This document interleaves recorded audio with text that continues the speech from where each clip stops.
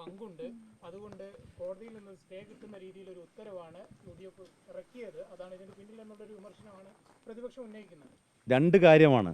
പ്രതിപക്ഷത്തിന് അങ്ങനെ ഒരു ആരോപണം ഉന്നയിക്കാൻ എന്ത് ന്യായമാണുള്ളത്? കാരണം കഴിഞ്ഞ 7 വർഷമായി ഈ കമ്പനിക്ക് അനുമതി കൊടുത്തത് ഇടതുപക്ഷം. ഈ കമ്പനിക്കെതിരെ സമരം ചെയ്തപ്പോൾ സമരം ചെയ്തവർക്കെതിരെ കേസെടുത്തത് ഇന്ന് പ്രതിപക്ഷം, അന്നത്തെ ഭരണകക്ഷി. അവരെ ജയിലിലടച്ചത്.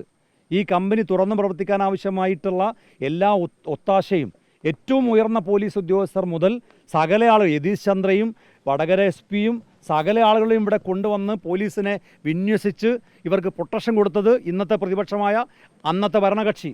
ഇതെല്ലാം ചെയ്തത് UDF-ലെ ഈ നേതാക്കന്മാർക്ക് വേണ്ടിയായിരുന്നോ? ഇവരൊക്കെ നിലയുറപ്പിച്ചത് UDF-ലെ നേതാക്കന്മാർക്ക് വേണ്ടിയായിരുന്നോ? ഇനി വേറൊരു ചോദ്യം കൂടി വളരെ ന്യായം. അങ്ങനെ UDF-ലെ ആരെങ്കിലും ഇതിനകത്തുണ്ടായിരുന്നെങ്കിൽ സർക്കാർ ഇത്തരമൊരു ധീരമായ നിലപാട് സ്വീകരിക്കുമോ? സർക്കാർ ധീരമായ നിലപാട് സ്വീകരിച്ചു എന്ന് മാത്രമല്ല, ഇനി കോടതിയെ ബോധ്യപ്പെടുത്താൻ ആവശ്യമായ സർക്കാരിൻ്റെ എല്ലാ മെഷീനറിയും, ഹൈക്കോടതിയിലെ ഏറ്റവും ഉയർന്ന സർക്കാരിന് വേണ്ടി ഹാജരാകുന്ന advocate general, additional advocate general തുടങ്ങിയിട്ടുള്ള സകല മെഷീനറിയും ഇതിനു വേണ്ടി പ്രവർത്തിക്കുന്നുണ്ട്. ഞങ്ങളുടെ പൂർണ്ണ ബോധ്യം ബഹുമാനപ്പെട്ട ഹൈക്കോടതിയെ സർക്കാരിന് ബോധ്യപ്പെടുത്താൻ സാധിക്കും, ജനങ്ങളുടെ പ്രയാസങ്ങൾ ബോധ്യപ്പെടുത്താൻ സാധിക്കുമെന്നാണ്. ഈ മലിനീകരണ നിയന്ത്രണ ബോർഡ് സ്റ്റോപ്പ് മെമ്മോ നൽകിയെന്ന് പറയുമ്പോഴും ഒരു നോട്ടീസ് ആദ്യം നൽകിയിട്ടില്ല എന്നുള്ളതാണ് ഹൈക്കോടതി പറഞ്ഞത്. മറ്റൊന്ന്, പരിശോധന നടന്നില്ല. അങ്ങനെ മലിനീകരണ നിയന്ത്രണ ബോർഡിന് തന്നെ സ്റ്റേ കിട്ടുന്ന രീതിയിൽ ഉത്തരവ് പുറപ്പെടുവിക്കേണ്ട കാര്യമുണ്ടായിരുന്നു. അതൊരു വീഴ്ച പറ്റിയിട്ടുണ്ടായിരുന്നു. അതായത് സ്റ്റേ കൊടുത്തപ്പോൾ കോടതി പ്രധാനമായി പറഞ്ഞൊരു കാര്യം, പൊല്യൂഷൻ കൺട്രോൾ ബോർഡ് പറഞ്ഞിരിക്കുന്നു ഇതിനകത്ത് ഒരുപാട് ആക്ഷേപങ്ങളുണ്ട്, ആരോപണങ്ങളുണ്ട്. എന്നാൽ കട്ടിപ്പാറ ഗ്രാമപഞ്ചായത്ത് സെക്രട്ടറി പറഞ്ഞിരിക്കുന്നു, ഞാൻ അവിടെ പോയി നേരിട്ട് പരിശോധിച്ചപ്പോൾ മാലിന്യങ്ങൾ കണ്ടെത്താൻ കഴിഞ്ഞിട്ടില്ല, അതിനകത്ത് കോൺട്രറി ഉണ്ട് എന്നുള്ള വാദമാണ് പ്രധാനമായി ഉന്നയിച്ചത്.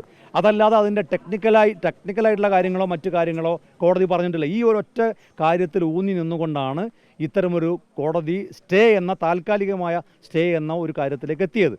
എന്നാൽ ബഹുമാനപ്പെട്ട കോടതിയെ PCBയുടെ കൗൺസിലിനും അതുപോലെ തന്നെ സർക്കാരിൻ്റെ അഭിഭാഷകനും കാര്യങ്ങൾ ബോധ്യപ്പെടുത്താൻ സാധിച്ചതിൻ്റെ ഫലമായിട്ടാണ് കോഴിക്കോട് ജില്ലാ കളക്ടർ പ്രതിനിധിയോടും അതുപോലെ തന്നെ പൊല്യൂഷൻ കൺട്രോൾ ബോർഡിൻ്റെയും എക്സ്പേർട്ട് മെമ്പറുടെയും ഒക്കെ നേതൃത്വത്തിൽ ഒരു പരിശോധന നടത്തി 13-ാം തീയതിക്കുള്ളിൽ റിപ്പോർട്ട് സമർപ്പിക്കണമെന്ന് പറഞ്ഞത്. എന്ന് പറഞ്ഞാൽ ആ റിപ്പോർട്ട് സമർപ്പിച്ചു കഴിഞ്ഞാൽ, ആ റിപ്പോർട്ടിൽ വസ്തുതകൾ മനസ്സിലാക്കി സത്യസന്ധമായ ഒരു റിപ്പോർട്ട് കോടതിയിൽ സമർപ്പിച്ചു കഴിഞ്ഞാൽ തീർച്ചയായും കോടതി സർക്കാരിൻ്റെ തീരുമാനം ശരിവെക്കും. മറ്റുള്ള വാദങ്ങളൊന്നും മറ്റുള്ള ആക്ഷേപങ്ങളൊന്നും ശരിയായ കാര്യങ്ങളല്ല.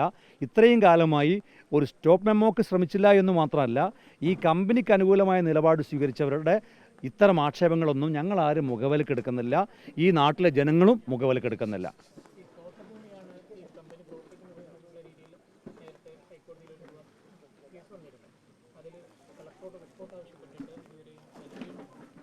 അല്ല, അത് പരിശോധിക്കേണ്ടതാണ്. അത് കളക്ടർ റിപ്പോർട്ട് കൊടുത്തോ എന്നുള്ളതൊക്കെ പരിശോധിക്കട്ടെ. ഇപ്പോൾ തോട്ടഭൂമി എന്നതിനേക്കാൾ അപ്പുറത്തേക്ക് അതൊക്കെ സർക്കാരിൻ്റെ പ്രധാനപ്പെട്ട പ്രശ്നമാണ്. ഇപ്പോഴും ഞങ്ങളുടെ മുമ്പിലുള്ള ഏറ്റവും പ്രധാനപ്പെട്ട പ്രശ്നം, ജനപ്രതിനിധികൾ എന്ന നിലക്കും ഈ നാട്ടിലെ ജനങ്ങളെന്ന നിലക്കും ഞങ്ങൾ നേരിടുന്ന ഏറ്റവും വലിയ വെല്ലുവിളി എന്ന് പറയുന്നത്, ജനങ്ങൾക്കിവിടെ മര്യാദയ്ക്ക് ഉറങ്ങാൻ പറ്റുന്നില്ല, അവർക്ക് ദുർഗന്ധം സഹിക്കാൻ കഴിയുന്നില്ല, അവർക്ക് നിരന്തരമായി രോഗങ്ങൾ വരുന്നു. അതൊന്നും വെറുതെ പറയുന്നതല്ല, അതിനൊക്കെ മെഡിക്കൽ സർട്ടിഫിക്കറ്റുകളും അതുപോലെ തന്നെ ഡോക്ടർമാരുടെ സാക്ഷ്യപ്പെടുത്തിയ സർട്ടിഫിക്കറ്റുകളൊക്കെ ഉണ്ട്. അവർ നിരന്തരമായി രോഗങ്ങൾക്ക് വിധേയമാകുന്നു. ഈ പുഴ, ഈ ഇതിനോട് ചേർന്ന് കിടക്കുന്ന പുഴ നിങ്ങൾ പോയി നോക്കിയാൽ മനസ്സിലാവും. ഏത് സമയത്ത് ഒരു ചെറിയ മഴ പെയ്താൽ വെള്ളം കയറിയാൽ ആ വെള്ളം നേരെ കമ്പനിക്കകത്തേക്ക് പോകും. മാലിന്യം ട്രീറ്റ്മെൻറ്റ് നടത്തുന്ന, വേസ്റ്റ് ട്രീറ്റ്മെൻറ്റ് നടത്തുന്ന ഒരു കമ്പനിക്കകത്തേക്ക് ഏത് സമയത്തും വെള്ളം കയറിയാൽ ആ വേസ്റ്റ് മുഴുവൻ പുഴയിലേക്ക് ഒഴുകുന്നുള്ളത് ശാസ്ത്രീയമായ ബോധമുള്ള ഒരാൾ വേണമെന്നുള്ളത് മനസ്സിലാക്കാൻ ഒരു സാമാന്യ യുക്തി മതി. അതൊക്കെ ആർക്കും ബോധ്യമാകുന്ന കാര്യമാണ്. അപ്പോൾ ഇതെല്ലാം നമ്മുടെ മുമ്പിൽ നിൽക്കുമ്പോഴാണ് ഞങ്ങൾ ഈ സമരവുമായി മുന്നോട്ട് പോകുന്നത്. മറ്റ് എതിർവാദങ്ങളൊന്നും ഇപ്പോൾ ഞങ്ങൾ ആരും